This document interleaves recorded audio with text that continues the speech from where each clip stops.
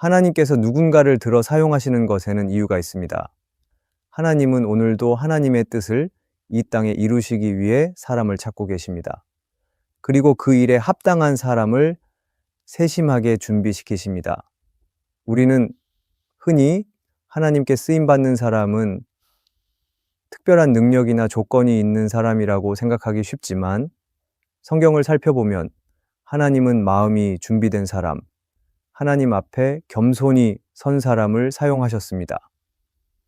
하나님의 쓰임은 조건이 아니라 태도에서 시작됩니다. 하나님은 능력이 부족한 사람도 쓰시지만 하나님 앞에 낮아진 마음 없이는 그 누구도 크게 사용되지 않습니다. 그래서 우리가 어떤 삶을 살아가느냐보다 어떤 마음으로 하나님 앞에 서 있느냐가 중요합니다. 오늘 말씀에서는 하나님이 귀하게 사용하시는 사람에게서 나타나는 4가지 특징을 함께 살펴보려 합니다. 이 말씀을 통해 하나님 앞에서 우리가 어떤 태도를 가져야 하는지 돌아보고 주님의 손에 준비된 그릇으로 쓰임받을 수 있기를 소망합니다. 첫째, 하나님은 주도권을 내려놓고 하나님의 인도하심을 기다리는 사람을 사용하십니다. 하나님은 당신의 뜻을 이루기 위해 사람을 사용하십니다. 그러나 그 사람이 먼저 해야 할 일은 내 인생의 방향과 결정권을 하나님께 맡기는 것입니다. 하나님께 쓰임받는 사람은 자신의 판단과 고집을 내려놓고 하나님의 뜻이 어디에 있는지를 끊임없이 묻는 사람입니다. 신앙은 결국 나를 내려놓고 하나님께 맡기는 여정입니다. 그리고 하나님은 그런 태도를 가진 사람을 기뻐하시며 귀하게 사용하십니다. 성경을 보면 하나님께 쓰임받은 사람들은 예외 없이 자기 주도권을 내려놓은 사람들입니다. 아브라함은 살고 있던 본토와 친척과 아버지의 집을 떠나 하나님의 부르심에 순종했습니다. 그는 어디로 가야 할지 알지 못한 채 길을 떠났지만 하나님께서 가라 하셨기에 머물지 않았습니다. 그런 그의 믿음과 순종이 결국 그를 믿음의 조상으로 세우게 된 것입니다. 아브라함의 삶에는 자기 뜻이 없었습니다. 하나님의 말씀만 있었습니다. 그는 스스로 인생의 방향을 결정하지 않았고 하나님께서 인도하시는 길을 조용히 따라갔습니다. 그렇게 자신의 주도권을 내려놓은 아브라함을 하나님은 놀랍도록 사용하셨습니다. 우리도 살면서 끊임없이 선택과 결정을 내려야 하는 순간들을 맞이합니다. 어떤 길을 걸을지, 어떤 사람을 만날지, 무엇을 포기하고 무엇을 붙잡을지 판단해야 할 때가 있습니다. 그때 우리는 흔히 자신의 생각, 경험, 감정 혹은 주변의 조언에 의존해 결정하기 쉽습니다. 그러나 하나님께 쓰임받는 사람은 그런 순간에 하나님 앞에 엎드립니다. 하나님의 뜻을 구하고 하나님의 인도하심을 기다립니다. 즉시 판단하지 않고 자신을 멈추고 하나님의 응답을 기다릴 줄 아는 사람이 되는 것입니다. 이러한 기다림은 소극적인 행동이 아니라 믿음으로 반응하는 태도입니다.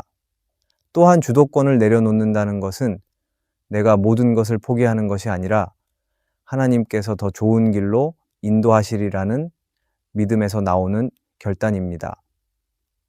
내 계획이 아무리 논리적이고 내 경험에 비추어 옳아 보여도 하나님이 아니라고 하시면 멈출 수 있는 용기가 있어야 합니다.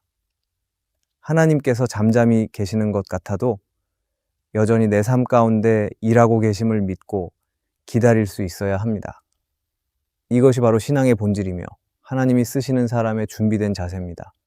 하나님은 내가 마음대로 방향을 정하고 내 뜻대로 인생을 움직이는 것을 원하지 않으십니다. 하나님의 일은 하나님의 시간표 안에서 이루어지며 하나님의 방식으로 진행됩니다. 그 흐름에 나를 맞추고 따라가는 훈련이 필요합니다. 내가 인생의 운전대를 계속 쥐고 있는 동안에는 하나님께서 그 삶에 온전히 개입하실 수 없습니다. 그러나 내가 주도권을 내려놓고 하나님께 그 자리를 내어드릴 때 하나님은 비로소 나를 통해 일하시기 시작하십니다. 신앙은 내가 원하는 속도로 나아가는 것이 아니라 하나님이 멈추라고 하실 때 멈추고 하나님이 기다리라고 하실 때 기꺼이 멈춰 서는 것입니다. 하나님이 다시 가라 하실 때까지 기다리는 것, 그것이 진짜 순종이며 믿음입니다. 주도권을 내려놓은 사람은 혼자 앞으로 나가지 않고 기도하면서 걸어갑니다. 실수했을 때도 하나님 앞에 솔직히 인정하고 다시 방향을 여쭤보며 겸손히 서는 사람입니다. 하나님은 자기 뜻을 주장하지 않는 사람을 쓰십니다. 하나님이 말씀하실 때까지 기다릴 줄 알고 하나님이 멈추게 하실 때 순종하는 사람을 기뻐하시고 사용하십니다. 우리의 삶이 지금 아무리 멈춘 것처럼 보여도 하나님 앞에 주도권을 내려놓는 그 시간은 결코 헛되지 않습니다. 오히려 그 시간은 하나님의 일을 위한 준비의 시간이며 가장 깊이 다듬어지는 시간입니다. 오늘도 내가 하나님의 손에 온전히 맡겨진 사람인지 돌아보며 내 고집을 내려놓고 주님의 인도하심에 믿음으로 반응하는 하루가 되기를 소망합니다. 하나님은 바로 그런 사람을 사용하십니다. 둘째, 하나님은 자신의 약점을 감추지 않고 하나님 앞에 그대로 드리는 사람을 사용하십니다. 하나님은 우리의 강점만을 통해 일하시는 분이 아닙니다. 오히려 하나님은 연약함을 드러낸 사람을 통해 더 큰 일을 이루십니다. 사람들은 보통 자신의 약점을 숨기고 싶어 합니다. 드러나면 부족해 보이고 인정받지 못할까 두렵기 때문입니다. 그러나 하나님께 쓰임받는 사람은 자신의 부족함을 감추기보다 오히려 하나님 앞에 솔직하게 내려놓는 사람입니다. 그때 하나님은 그 연약함을 통해 하나님의 능력을 드러내십니다. 사도 바울은 고린도 후서에서 자신의 육체의 가시를 고백했습니다. 그것이 구체적으로 무엇인지는 알 수 없지만 그는 그것을 3번이나 하나님께 제거해 달라고 간구했습니다. 그러나 하나님은 바울에게 내 은혜가 내게 족하다고 말씀하셨습니다. 바울은 그때 깨달았습니다. 자신의 약함이 하나님의 능력을 온전히 드러내는 도구가 된다는 것을 말입니다. 그래서 그는 오히려 약함을 자랑한다고까지 말했습니다. 이는 결코 패배나 무력함의 고백이 아니라 하나님 앞에서 철저히 낮아진 믿음의 표현이었습니다. 우리는 모두 연약한 부분을 가지고 살아갑니다. 성격적으로 부족한 면이 있을 수도 있고 상처받은 기억, 반복되는 실패, 쉽게 흔들리는 감정, 자신감 없는 마음처럼 여러 가지 모양으로 약함이 존재합니다. 중요한 것은 그것을 감추는 데 힘을 쏟지 말고 하나님께 정직하게 드릴 줄 아는 태도입니다. 그럴 때 하나님은 그 연약함을 사용하십니다. 단순히 부족한 채로 두시는 것이 아니라 그것을 통해 다른 사람을 살리고 하나님의 뜻을 나타내게 하십니다. 하나님은 감추는 자를 기뻐하지 않으십니다. 하나님은 오히려 진실한 고백을 기뻐하십니다. 연약한 자가 하나님께 엎드릴 때 하나님의 손이 그 삶을 감싸고 일으키십니다. 그렇기 때문에 자신의 약점을 하나님 앞에 내어놓는 사람은 하나님께 귀하게 쓰임받을 수밖에 없습니다. 사람 앞에서는 연약함이 부끄러움이 될 수 있지만 하나님 앞에서는 은혜의 통로가 됩니다. 내 힘으로는 도저히 감당할 수 없다는 고백이 오히려 하나님이 함께 하시는 통로가 되는 것입니다. 하나님은 겉으로 강해 보이는 사람보다 속으로 하나님을 더욱 의지하는 사람을 찾으십니다. 그래서 내 약점이 오히려 하나님의 능력을 더 깊이 경험하게 만듭니다. 우리가 연약함을 감추려 하면 할수록 신앙은 피곤해지고 외식적인 모습으로 흘러가기 쉽습니다. 그러나 하나님 앞에 진실하게 나아갈 때 하나님의 도우심은 더 가까이에서 역사하기 시작합니다. 그리고 그 사람은 어느 순간 하나님께 쓰임받는 통로가 되어 있습니다. 하나님은 완벽한 사람을 원하시는 것이 아니라 진실한 사람을 원하십니다. 내가 가진 약함을 감추기보다 그 약함을 통해 하나님의 은혜를 붙드는 사람, 자신의 부족함을 고백함으로 오히려 하나님의 능력을 드러내는 사람, 바로 그런 사람이 하나님께 쓰임받는 사람입니다. 오늘도 내 안에 감추고 싶은 연약함이 있다면 그것을 덮으려 애쓰지 말고 하나님께 정직하게 드리십시오. 하나님은 그 연약함을 능력으로 바꾸시고 그 고백을 통하여 다른 사람의 위로와 소망의 통로로 사용하실 것입니다. 셋째, 하나님은 섬김을 계산하지 않고 기쁨으로 감당하는 사람을 사용하십니다. 하나님의 일은 언제나 섬김에서 시작됩니다. 누군가를 돌보고 말씀을 전하고 눈에 보이지 않는 수고를 묵묵히 이어가는 이들이 있기에 교회가 세워지고 하나님의 나라가 확장됩니다. 하나님은 이 섬김의 자리를 무겁게 여기지 않고 기쁨으로 감당하는 사람을 귀하게 보십니다. 하나님께 쓰임받는 사람은 자신이 하는 일을 계산하거나 인정받기를 바라는 마음보다 하나님께 순종하며 감사로 감당하려는 마음이 먼저입니다. 바로 그 마음이 하나님께서 일하시는 통로가 됩니다. 섬김을 계산하는 사람은 눈에 보이는 보상을 기대합니다.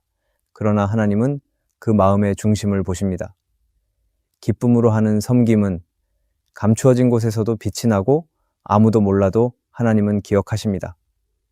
예수님께서 말씀하셨습니다. 가장 작은 자에게 한 것이 곧 내게 한 것이라고. 하나님께서 보시는 섬김은 크고 화려한 일이 아니라 조용히 드려진 진심 어린 수고입니다. 그리고 그런 사람을 하나님은 당신의 뜻을 위해 사용하십니다. 마르다는 예수님을 위해 열심히 섬겼지만 그것이 점점 불평으로 바뀌었습니다. 반면 마리아는 예수님의 발 앞에 앉아 말씀을 들었습니다. 둘 다 주님을 향한 사랑이 있었지만 그 태도는 달랐습니다. 주님은 마리아의 태도가 더 옳다고 말씀하셨습니다. 섬김이 중요하지 않다는 말씀이 아닙니다. 섬김의 중심이 기쁨이 아닌 의무나 불평으로 변할 때 그것은 더 이상 주님이 기뻐하시는 모습이 아니라는 것입니다. 하나님께서 사용하시는 사람은 마리아처럼 주님과의 관계를 먼저 세우고 섬김을 기쁨으로 받아들이는 사람입니다. 섬김을 기쁨으로 받아들이는 사람은 다른 사람과 비교하지 않습니다. 자신이 드리는 것이 작아 보일지라도 하나님께서 받으시는 예배라고 믿고 묵묵히 걸어갑니다. 때로는 아무도 알아주지 않는 일들을 맡게 될 수도 있습니다. 그러나 그런 자리에서도 불평하지 않고 기쁨으로 섬길 때 하나님은 그 마음을 크게 사용하십니다. 사람의 평가와 인정은 시간이 지나면 흐려지지만 하나님께 드려진 섬김은 결코 잊히지 않습니다. 하나님은 주님의 일을 의무처럼 여기지 않고 사랑으로 감당하는 사람을 찾으십니다. 내가 받은 은혜가 크기에 다시 그 은혜로 섬기려는 사람, 누구보다 앞서서 일하려는 것이 아니라 가장 낮은 자리에서 기쁨으로 섬기려는 사람, 계산하지 않고 자신을 드리는 사람을 하나님은 신뢰하시고 그를 통해 일하십니다. 지금 내가 하고 있는 섬김이 아무리 작고 보잘것없어 보여도 하나님은 그 중심을 아십니다. 주님의 마음으로 기쁘게 감당하고 있다면 하나님은 그 사람을 더 크고 귀한 일에 사용하실 것입니다. 그러므로 섬김을 두려워하지 말고 억지로 감당하지 말고 감사로 감당하십시오. 하나님은 그런 태도를 가진 사람을 반드시 귀하게 들어 사용하십니다. 지금 그 자리가 하나님의 역사가 시작되는 자리일 수 있습니다. 넷째, 하나님은 자기를 부인하고 매일 자기 십자가를 지는 사람을 사용하십니다. 하나님의 부르심은 단순히 어떤 사명을 맡는 일이 아닙니다. 그것은 매일 자신의 뜻과 욕심을 내려놓고 주님을 따르기로 결단하는 삶의 방향을 의미합니다. 예수님께서 제자들에게 하신 말씀처럼 누구든지 나를 따르려거든 자기를 부인하고 날마다 자기 십자가를 지고 나를 따르라고 하셨습니다.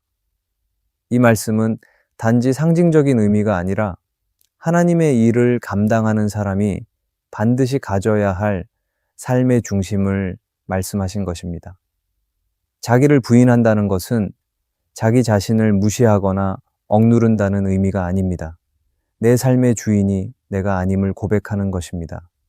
나의 명예, 자존심, 계획, 감정, 그 모든 중심을 하나님께로 돌리는 것입니다. 하나님은 그런 사람을 통해 일하십니다. 매일매일 자기의 생각과 감정을 내려놓고 말씀 앞에 순종하려는 결단을 가진 사람을 하나님은 귀하게 여기십니다.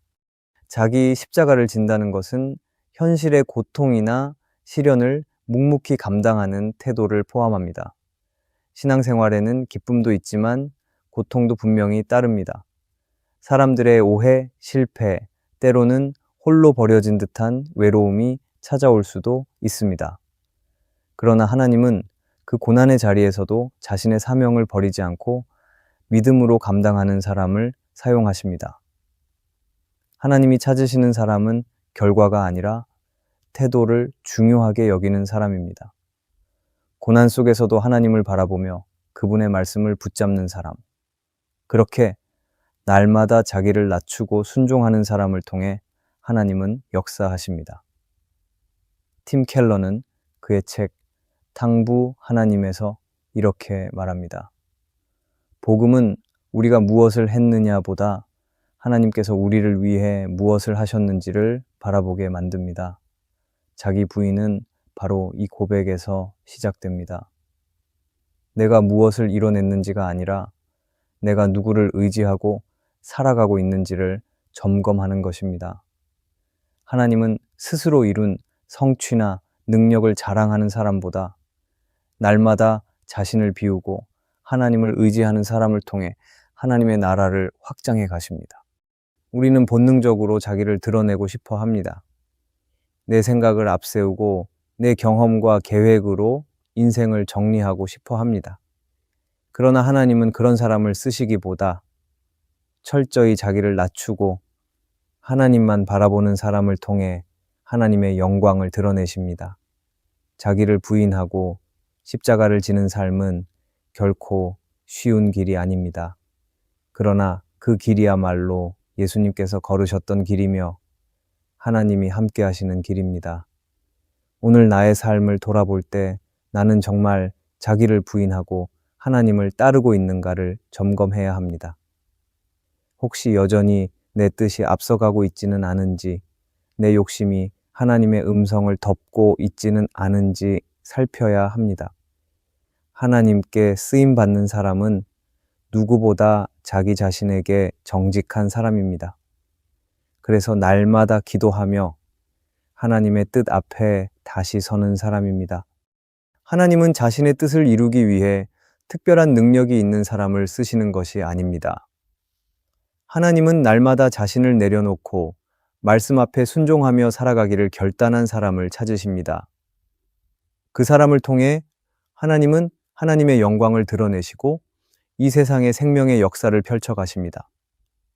자기 부인과 자기 십자가의 길은 고된 여정이지만 그 길 끝에서 우리는 하나님의 충만한 일하심을 경험하게 됩니다. 그리고 하나님은 반드시 그런 사람을 통해 일하십니다. 하나님은 오늘도 하나님의 뜻을 위해 사람을 찾고 계십니다. 뛰어난 능력보다 탁월한 지식보다 더 중요한 것은 하나님 앞에 어떤 마음을 가지고 서 있는가입니다. 하나님은 주도권을 내려놓고 하나님의 인도하심을 따르는 사람을 사용하십니다. 자신의 약함을 숨기지 않고 솔직하게 드리는 사람을 사용하십니다. 계산하지 않고 기쁨으로 섬기는 사람을 사용하십니다. 그리고 매일 자기를 부인하고 십자가를 지는 사람을 사용하십니다. 하나님께 쓰임받는 삶은 특별한 사람이 사는 삶이 아닙니다. 오히려 날마다 평범한 자리에서 하나님을 선택하고 하나님 앞에 자신을 낮추며 살아가는 사람의 삶입니다. 그렇게 살아가는 이들의 삶을 통해 하나님은 반드시 역사하시고 주님의 나라를 이루어 가십니다. 오늘 우리도 그 하나님의 부르심 앞에 서서 다시 결단하기를 바랍니다. 하나님께 쓰임받는 사람이 되기를, 그분의 손에 들려지기를 마음 다해 소망하며 살아가기를 바랍니다. 하나님은 지금도 준비된 사람을 통해 놀라운 일을 행하십니다. 그리고 바로 그 사람이 우리가 되기를 진심으로 바랍니다. 오늘의 말씀이 은혜가 되셨다면 댓글에 아멘이라고 적어주시면 감사하겠습니다. 여러분들이 남겨주시는 댓글은 정말 큰 힘이 됩니다. 그리고 여러분들이 눌러주시는 좋아요와 구독도 큰 힘이 됩니다. 오늘도 함께 해주셔서 감사합니다. 기도하겠습니다. 하나님, 오늘 말씀을 통해 하나님의 마음을 알게 하시니 감사합니다. 제가 가진 것을 자랑하지 않고 오직 주님만 의지하게 하소서. 주도권을 내려놓고 하나님의 인도하심을 기쁨으로 따르겠습니다. 나의 약함조차 주 앞에 드려지게 하시고 그 안에서 주님의 능력을 보게 하소서. 매일의 삶 속에서 자기를 부인하고 십자가를 지는 믿음을 살게 하소서. 예수님의 이름으로 기도합니다. 아멘.